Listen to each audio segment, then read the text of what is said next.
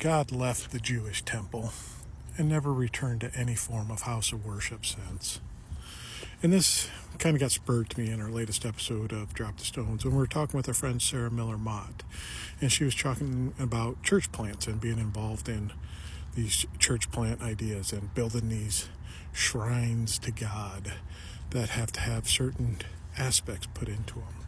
And in the episode, she was talking about how she was always trying to push for something a little cheaper, less extravagant, Why not just start meeting in a park and see what happens from there? Meet in a public space and have a decent worship service by ourselves.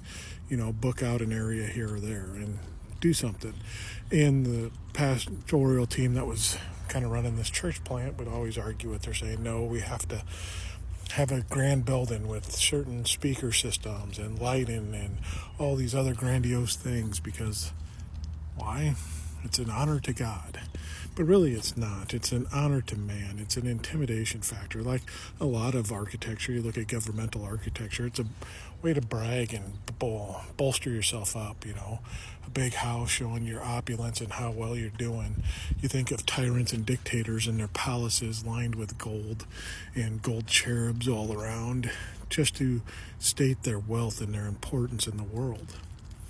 It's no different when you're dealing with a church. I think of all the Catholic churches that I went to and how grand that they could be in some of them, especially the older ones where they built these immaculate shrines and monuments of architecture to exemplify what this is where God is. And even in the Catholic sense, having special chairs for bishops and representations of Christ on earth to sit in to make sure that that would be considered a cathedral, or saints' bones in the altars and all the stuff we do to put into these churches.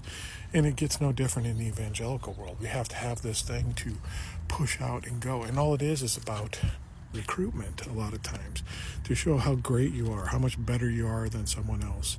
It can't be just some humble building sitting alongside the road anymore.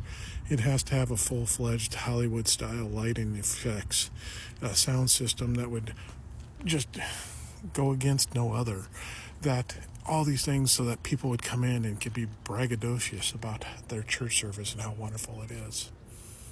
It has nothing to do with God. It's not a house of God anymore, which speaks to the control that they want to have over their God and put him in a box, but that's a story for another day. These houses of worship are just for man, to be able to brag and bolster on how important they are.